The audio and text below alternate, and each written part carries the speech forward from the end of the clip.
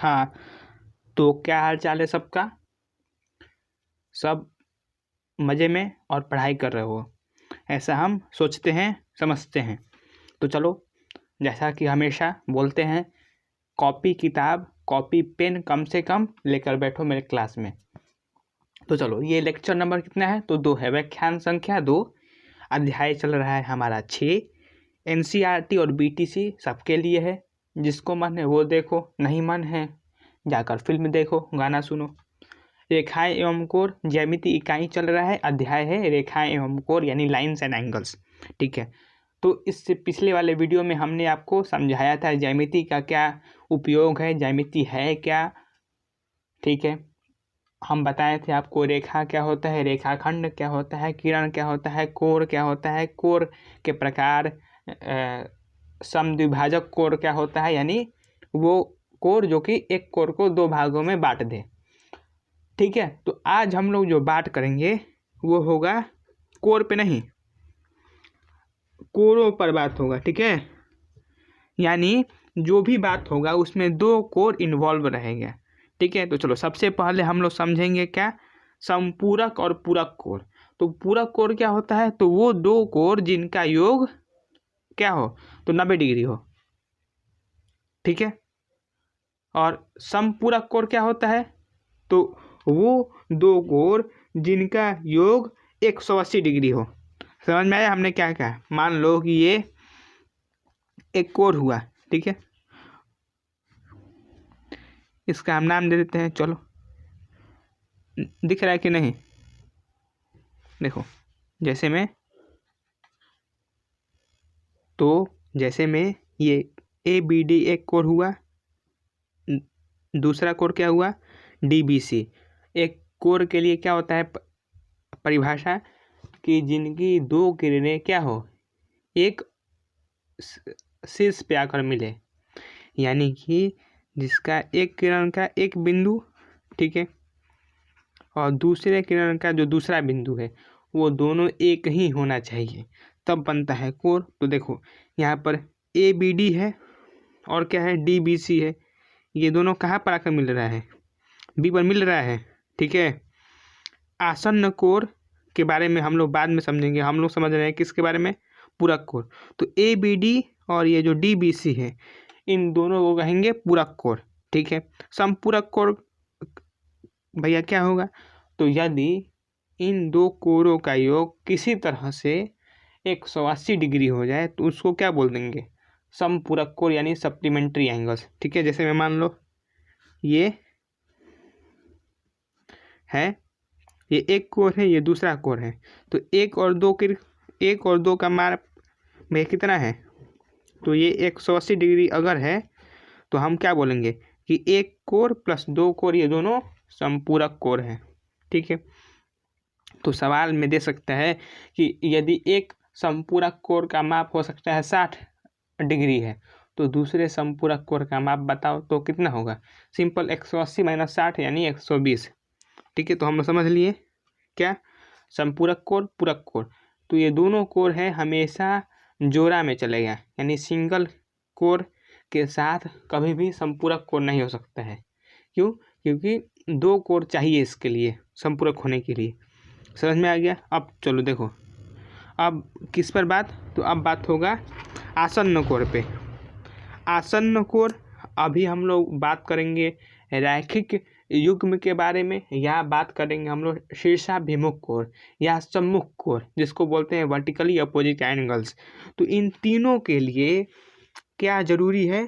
तो वो जरूरी चीज़ है कि इनमें कोण से बात नहीं चलेगा, इनमें हमारा ध्यान रहेगा कोणों के, यानी ये हमेशा जोड़ा में चलेगा, सिंगल कभी भी अस्तित्व नहीं होगा।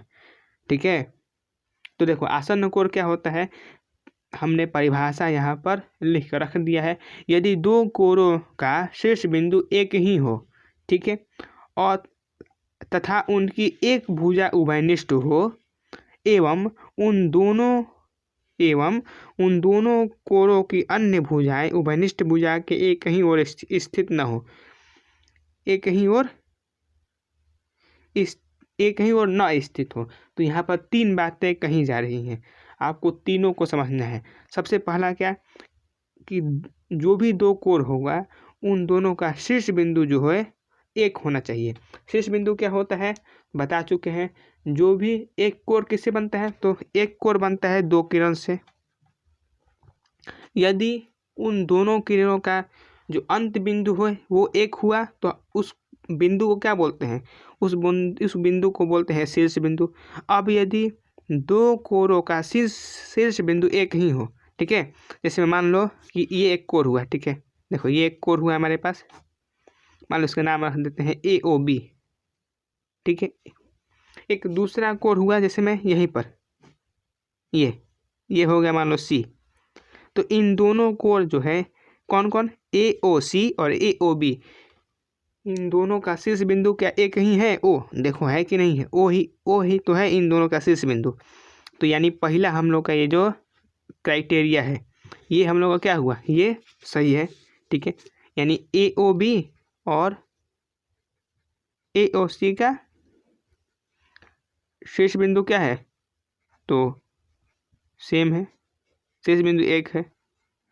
दूसरा क्या कंडीशन बोला गया, उनकी एक भुजा उभयनिष्ठ है। देखो OA जो है इन दोनों कोर में AOB में और AOC में क्या उभयनिष्ठ है। उभयनिष्ठ का मतलब क्या होता है, दोनों में कॉमन होना चाहिए। तो देखो OA है कि नहीं इन दोनों में कॉमन, तो ठीक है OA है, ये भी कंडीशन सेटिस्फाई हो गया। अब तीसरा क्या कहा जा रहा है कि जो भुजा उभयनिष्ठ नहीं है, ठीक है, जो भुजा उभयनिष्ठ नहीं है वो दोनों, वो जो जिनको कहा दिया जाता है अउभयनिष्ठ भुजा, ठीक है, जो भुजा उभयनिष्ठ है उसको क्या बोल देंगे, उभयनिष्ठ भुजा। और सिंपल सा बात, जो भुजा उभयनिष्ठ नहीं है उसको क्या बोलेंगे, अउभयनिष्ठ भुजा। तो जो भुजा अउभयनिष्ठ है वो उभयनिष्ठ भुजा के एक ओर स्थित न रहना चाहिए। मतलब दोनों जो अउभयनिष्ठ भुजा है वो दोनों एक दूसरे के अपोजिट साइड रहना चाहिए। क्या समझ में आया, नहीं समझ में आया, तो देखो जैसे में OC क्या है, ये पहला अउभयनिष्ठ भुजा है। OB क्या है, ये दूसरा अउभयनिष्ठ भुजा है। अउभयनिष्ठ भुजा कह लो या कह लो कि अन्य जो भुजा है, तो ये दोनों जो भुजा है ये दोनों OA के एक दूसरे के विपरीत साइड रहना चाहिए। ऐसा नहीं होना चाहिए कि जो B है यानी जो OB है ये OB भी OA के ही साइड हो जाए, नहीं। हम ऐसे देखो हम क्या कह रहे हैं, हम कह रहे हैं मान लो कुछ इस प्रकार का है, ठीक है, देखो A B C या D। अब तुम सोचते हो कि भैया अगर ABD, ठीक है, और CBD तुमसे अगर पूछा जाए कि बताओ ये दोनों के आसन्न कोण हुआ, तो देखो इन दोनों में मिलाओ तीनों क्राइटेरिया क्या कि भैया क्या इन दोनों का जो शीर्ष है एक है, तो दिख रहा है देखो ABD का एक शीर्ष क्या है B, ठीक है, CBD का एक शीर्ष क्या है B, ये दोनों मिल रहा है, ठीक है, पहला कंडीशन हम लोग का पूरा हो गया। दूसरा क्या था कि दोनों में एक भुजा जो है उभयनिष्ठ होना चाहिए। तो देखो इन दोनों में जो देखो जो CBD है इसमें BD उभयनिष्ठ है ABD के साथ। ABD में क्या है BD है, CBD में क्या है CBD में भी BD है, यानी दूसरा कंडीशन भी पूरा हो गया। पर तीसरा कंडीशन क्या हो, तीसरा बात क्या बोलता है कि अगर BD उभयनिष्ठ भुजा है तो जो इन दोनों में अउभयनिष्ठ भुजा कौन होगा, तो CB हुआ और AB हुआ। तो क्या कह रहा है, कह रहा है ये कि तीसरा नियम कहता है कि जो अउभयनिष्ठ भुजा है ये दोनों एक ही ओर नहीं स्थित रहना चाहिए। पर देखो ये जो BD है इस BD के एक ही ओर CB भी है और AB भी है, तो इसलिए जो ABD है और CBD है ये दोनों आसन्न कोण नहीं हुआ। क्यों नहीं हुआ, समझ में आया, क्या नहीं हुआ भैया, इसलिए क्योंकि जो तीसरा कंडीशन था हमारा क्या था, तीसरा कंडीशन कि ABD के एक ओर स्थित नहीं रहना चाहिए। हाँ देखो ये जो BD है इसके अगर ऐसे रहता ना, ऐसे इस BD के दूसरे ओर, तब हम बोल देते हैं कि ये CBD है, मान लो ये CBE है, यहाँ पर E रहता है तो हम बोल देते हैं कि DBE है, ये दोनों आसन्न कोण है। जैसे में यहाँ पर है, देखो यहाँ पर है कि नहीं है, ये वाला जो उदाहरण है इसमें देखो है, इसमें जो ओ सी है और ओ बी है, इस ओ ए के दोनों उल्टे उल्टे साइड है, यानी विपरीत ओर है। इसको बोल देंगे कि आसन्न कोण हुआ, और आसन्न कोण को ऐसे चेक करेंगे। ठीक है, अब देखो आगे, अब आगे क्या है हमारा, तो इसमें समझ में आया उभयनिष्ठ शीर्ष क्या हुआ और उभयनिष्ठ भुजा क्या हुआ। उभयनिष्ठ शीर्ष क्या हुआ आसन्न कोण के अंदर, और उभयनिष्ठ भुजा क्या हुआ। अब चलो देखो रैखिक युग्म पे, तो इसका परिभाषा पढ़ो। यदि दो कोण इस प्रकार हो कि उनका शीर्ष बिंदु उभयनिष्ठ हो, ठीक है, इसमें भी क्या है सेम कंडीशन, इसमें भी दो कोण क्या होने चाहिए, तो उनका शीर्ष बिंदु उभयनिष्ठ होना चाहिए, जैसा कि आसन्न कोण में था एक भुजा उभयनिष्ठ हो। तो अभी तक तो दोनों में सेम कंडीशन चल रहा है। आसन्न कोण में भी ये दोनों चीज था कि एक भुजा उभयनिष्ठ हो और शीर्ष बिंदु भी उभयनिष्ठ हो। और देखो यहाँ पर अब बदल जाएगा, यहाँ पर क्या है, और बाकी भुजाएं विपरीत किरणें हो। देखो इससे पहले था कि जो बाकी भुजाएं हैं या जो अउभयनिष्ठ भुजाएं हैं वो विपरीत ओर स्थित हो। ठीक है, पहला में क्या था कि विपरीत ओर स्थित हो, दूसरा क्या है, दूसरा है विपरीत किरणें हो। दोनों में जमीन आसमान का अंतर है। देखो विपरीत ओर स्थित हो का मतलब है कि मान लो जैसे में ये है, इसका नाम रख देते हैं ए बी सी, ये डी। तो जैसे में ए बी है और ए बी है और बी सी है, ये दोनों बी डी के विपरीत ओर स्थित है, विपरीत किरणें नहीं है। ए बी भी किरण है, बी सी भी किरण है, लेकिन ये दोनों विपरीत किरण नहीं है। विपरीत किरण किसको बोलेंगे, जैसे मान लो ये ए बी है, इसको ये है एक किरण, इसका ठीक विपरीत क्या है, इसका समझ लो, इसका तुम आईना रख दो इसके सामने, तो इसका आईना रखने पे क्या आएगा, एकदम ठीक ऐसे आएगा कि नहीं आएगा। मान लो ये सी है तो ये बी सी और ए बी क्या है, ये दोनों विपरीत किरण है। क्या है भैया, तो विपरीत किरण है। ठीक है, या कह लो कि ये जो रेखा, ये जो ए बी है और बी सी है, ये दोनों किरणें एक रेखा बना दे।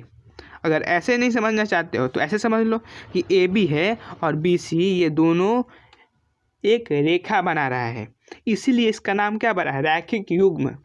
रैखिक युग्म क्यों, और युग्म मतलब क्या होता है, तो युग्म मतलब होता है, अंग्रेजी में कहते हैं इसको पेयर। पेयर यानी जोड़ा। ठीक है, यानी इसका सिंगल में कभी भी एग्जिस्टेंस यानी अस्तित्व नहीं होगा। जब भी इसका कहानी चलेगा तो साथ में एक और भी आएगा, इसका दोस्त भी आएगा। अकेले ये पार्टी बनाने नहीं आता है, हो सकता है माई बाबू आने नहीं देते होंगे। ठीक है, तो समझ में आया कि अब आ जाओ रैखिक युग्म पर। तो यदि दो कोण बता दिया गया है इस प्रकार हो तो भैया शीर्ष बिंदु उभयनिष्ठ हो, एक भुजा उभयनिष्ठ हो और बाकी भुजाएं विपरीत किरण हो, तो देखो इसमें कैसे होगा भैया। देखो यहाँ पर एकदम सिंपल सा, मान लो कि एक ये कोण हुआ ऐसे, इसका नाम रख देते हैं ए बी सी। ठीक है, तो हम लोग का अब देखो, तुमको अगर बनाना है रैखिक युग्म तो तुमको क्या चाहिए, एक और कोण चाहिए जिसका शीर्ष बिंदु क्या है, बी होना चाहिए, और जिसमें ए बी हो वो उभयनिष्ठ भुजा हो, या बी सी उभयनिष्ठ भुजा हो, कुछ भी बनाओ तुम। लेकिन उसमें ध्यान देना, तीसरा कंडीशन क्या था कि जो दोनों किरणें हो वो विपरीत किरणें हो, या कह लो सिंपल भाषा में वो दोनों किरणें एक रेखा बनाए। तो देखो बी सी एक तो रेखा बन चुका है, दूसरा रेखा बनाने के लिए तुमको क्या करना होगा, इसको आगे बढ़ाना होगा। मान लो इसका नाम रख देते हैं बी डी, ये हो गया डी। तो ये जो कोण बना है, एक मान लो हम इसका नाम दे देते हैं, इसको बोलते हैं 2, तो इसको क्या बोलेंगे, 1 + 2 बराबर, ये रैखिक युग्म के कोण हैं। ये मान लो 1 + 2 नहीं, 1 और 2 एक रैखिक युग्म बनाते हैं, जिसको कहते हैं लीनियर पेयर। समझे क्या कहा जा रहा है, या कह लो कि ए बी सी जो है और क्या, तो ए बी डी जो है, ये दोनों एक रैखिक युग्म बना रहे हैं, या कह लो लीनियर पेयर बना रहे हैं। इसको समझना बहुत ज़रूरी है। समझ में आ गया है, या कह लो ऐसे बोल दो कि जो अउभयनिष्ठ भुजाएं हैं ये एक रेखा बना रही हैं, बना रही कि नहीं। देखो इसमें उभयनिष्ठ भुजा क्या है, इसमें उभयनिष्ठ भुजा है ए बी, और जो अउभयनिष्ठ भुजा कौन है, बी डी है और बी सी है। तो ये बी डी और बी सी एक रेखा बना रहा है कि नहीं बना रहा है जी, बना रहा है। बात खत्म खत्म। अब तुम आगे पढ़ोगे कि ये जो 1+2 का जो योग है ये हमेशा 180 डिग्री होगा, जो कि अभिगृहित में हम लोग पढ़ेंगे। तो अभी घबराने की बात नहीं है, वो अगले वीडियो का भाग है। अब चलो आ जाओ शीर्षाभिमुख कोण पे। शीर्षाभिमुख कोण आप लोग समझते हैं क्या होता है। तो देखो शीर्षाभिमुख कोण के पहले तुमको समझना पड़ेगा प्रतिच्छेदी एवं अप्रतिच्छेदी रेखाएं, ठीक है। तो यहाँ पर छेदी लाल की बात नहीं हो रही है भैया, प्रतिच्छेदी यानी intersecting and non intersecting lines. तो देखो आओ, इंटरसेक्टिंग लाइंस किनको बोलते हैं भैया। तो देखो इंटरसेक्टिंग लाइंस हम लोग बोलते हैं, इसको काटो। देखो कोई भी अगर दो ठो लाइन है या रेखा है, रेखा को कैसे दर्शाते हैं हम बता चुके हैं। अगर वो दोनों एक दूसरे को काट रहा है कहीं पर, तो हम लोग क्या बोलते हैं, वो दोनों रेखा कैसा है भैया, तो इंटरसेक्टिंग लाइन से। और तुमको हम बता चुके हैं इसके पहले वाले पाठ में कि यदि दो ठो भिन्न रेखा एक दूसरे को काटती है तो दोनों में सिर्फ एक और सिर्फ एक उभयनिष्ठ बिंदु हो सकता है, जिसको हम कहेंगे उभयनिष्ठ बिंदु। यहाँ पर मान लो हम बोल देते हैं उसको ओ, ये मान लो ए है, ये बी है, ये सी है, ये डी है, ए बी और सी डी रेखा है, ये दोनों ओ पर मिल रहा है। तो ये रेखाएं कैसी हो गई, प्रतिच्छेदी रेखाएं हो गई। अब अप्रतिच्छेदी रेखाएं क्या है भैया, तो वैसी रेखाएं जो एक दूसरे को कभी काटेंगे ही नहीं, वैसी रेखाएं जो एक दूसरे को काट देंगी उनको क्या बोलेंगे, प्रतिच्छेदी। नहीं काटेंगी तो वो क्या होगा, अप्रतिच्छेदी। अब देखो जैसे में हम तुम्हारे पास 2-3 उदाहरण रखते हैं, अब तुम बताना हमको कि इसमें से कौन सा प्रतिच्छेदी हुआ और कौन सा नहीं होगा। जैसे में ये पहला उदाहरण है, ये दोनों रेखाएं हैं, बताओ भैया क्या ये प्रतिच्छेदी रेखाएं हैं। और चलो ये बताओ तुम कि ये क्या प्रतिच्छेदी रेखाएं हैं। एक तीसरा उदाहरण लेते हैं, मान लो ये,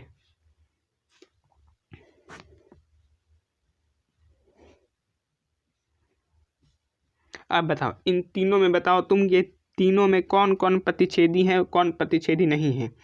तो इसका जवाब है कि सिर्फ जो दूसरा नंबर है ये अप्रतिच्छेदी है। अब तुम पूछोगे पहला नंबर भी तो है, तो जी भैया ऐसा बात नहीं है। ऐसा इसलिए क्योंकि हम क्या बताए थे, अभी भी बोले हैं कि प्रतिच्छेदी रेखाएं होने के लिए ये जरूरी नहीं है कि अभी वो प्रतिच्छेदी हैं कि नहीं है। भैया बात ये है कि क्या वो आगे जाकर भी अप्रतिच्छेदी रहती हैं। पर यहाँ पे देखो अगर तुम इसको बढ़ाओगे, इस आदेश को इधर की ओर बढ़ाओगे, किधर की ओर, बाएं ओर, तो ये दोनों जाकर यहाँ पर मिल जाएगा कि नहीं मिल जाएगा।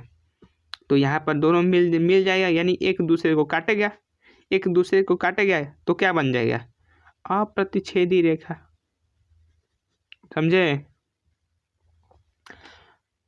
अप्रतिच्छेदी रेखा नहीं प्रतिच्छेदी रेखा बनेगा। और अप्रतिच्छेदी रेखा कौन सा होगा, जो कभी मिलेगा ही नहीं। और वो कौन सा रेखा होगा, वो समांतर रेखा होगा।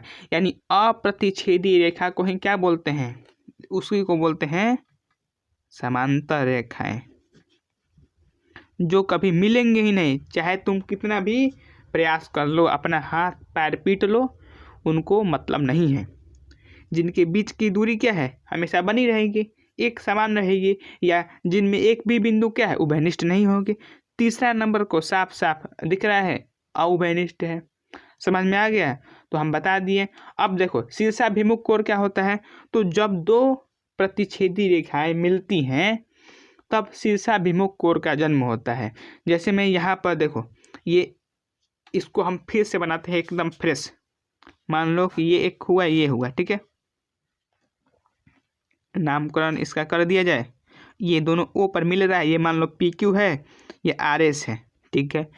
तो पी क्यू और आर एस मिल रहा है, मिल रही है जो भी, तो यहाँ पर जन्म होगा शीर्षाभिमुख कोर का। कैसा शीर्षाभिमुख कोर? तो देखो, एक दूसरे के विपरीत जो होता है इसको शीर्षाभिमुख को सम्मुख कोर भी बोलते हैं। सम्मुख का मतलब क्या होता है? एक दूसरे के जो सामने है। तो जो मान लो इसको हम इसको ये नहीं बोलेंगे POR ROA ROQ हम इसको हम बोल देते हैं इसको एक, इसको कह देते हैं दो, इसको कहते हैं तीन और इसको कहते हैं चार। तो शीर्षाभिमुख कोर इसमें कौन कौन हुआ? एक और तीन, ये दोनों हुआ शीर्षाभिमुख कोर। और कौन सा हुआ? दो और चार, ये दोनों भी क्या हुआ? ये दोनों हुआ शीर्षाभिमुख कोर। तो शीर्षाभिमुख कोर देखो जोड़ा में है कि नहीं है। शीर्षाभिमुख कोर या सम्मुख कोर कभी सिंगल अस्तित्व में रह नहीं सकता है। जब भी रहेगा तो कैसा? तो हमेशा जोड़ा में। अब तुम आगे पढ़ोगे जब कि यदि दो प्रतिच्छेदी रेखाएं काटती हैं एक दूसरे को तो जो शीर्षाभिमुख कोर होते हैं वो बराबर होते हैं। इतना समझ लिए। अब चलो हम लोग पढ़ते हैं कोरों के युग्म के बारे में। ठीक है, कोरों का युग्म कौन का भैया अभी हम बताने वाले हैं, तब तक धैर्य रखो। हाँ, तो अभी हम लोग कहाँ पे आ गए? हम लोग आ गए कोरों के युग्म पर। अब युग्म का मतलब क्या होता है बता चुके हैं, जोड़ा यानी डबल में रहेगा। तो कोरों के युग्म कौन कौन से हुआ? हमने अभी क्या क्या पढ़ा? पहले पढ़ा था हमने संपूरक कोर, पूरक कोर क्या? जिनका योग 90 डिग्री हो, संपूरक 180 डिग्री हो। फिर हमने पढ़ा आसन्न कोर क्या है भैया? कि दोनों में एक उभयनिष्ठ भुजा हो, शीर्ष बिंदु उभयनिष्ठ हो, और जो दोनों अउभयनिष्ठ भुजाएं हैं यानी जो भुजा उभयनिष्ठ नहीं है वो दोनों एक दूसरे के विपरीत ओर स्थित हो। और रैखिक युग में जो विपरीत किरणें हो, ठीक है, या कह लो कि जो विपरीत जो किरणें हैं या कह लो जो अउभयनिष्ठ भुजाएं हैं वो दोनों एक रेखा का निर्माण करें। हम लोगों ने इतना समझ लिया है। ठीक है, अब चलो कुछ अन्य पर चलते हैं। वो क्या है? हमने क्या पढ़ा है? हमने पढ़ा है कि एक कोर का निर्माण कब होता है? जब दो किरणें आपस में मिले। तो मान लो एक रेखा तुम अगर खींचते हो ऐसे, ठीक है, एक रेखा खींच दिया इसे AB मान लो, तुम इसका नाम दे देते हो। तो यहाँ पर अगर तुम कोई बिंदु दे देते हो जिसका नाम है O, तो देखो दो ठो किरण बन गया कि नहीं बन गया? एक किरण बन गया OA, एक किरण बन गया OB, बन गया कि नहीं भैया? तो हमारा दो ठो किरण हो गया यानी एक कोर तो अभी बन गया। अब मान लो कि इस O पर एक नया किरण हम और डाल दें। हम क्या कह रहे हैं? इस O पर एक और किरण हम डाल दें, मान लो ऐसे, जिसका नाम है C। OC एक किरण है। तो अब यहाँ पर ध्यान दो, यहाँ पर कुछ बन रहा है, यहाँ पर भी दो कोर बन रहे हैं। और वो दो कोर कैसे बन रहे हैं?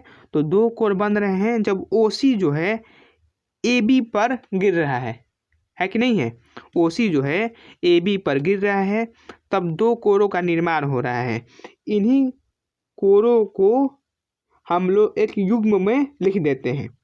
ठीक है, अब जरा ध्यान से देखो तो ये कुछ और नहीं है, ये क्या है? ये रैखिक युग्म वाला ही बात है। उसी को हमने बस उल्टा कह दिया है।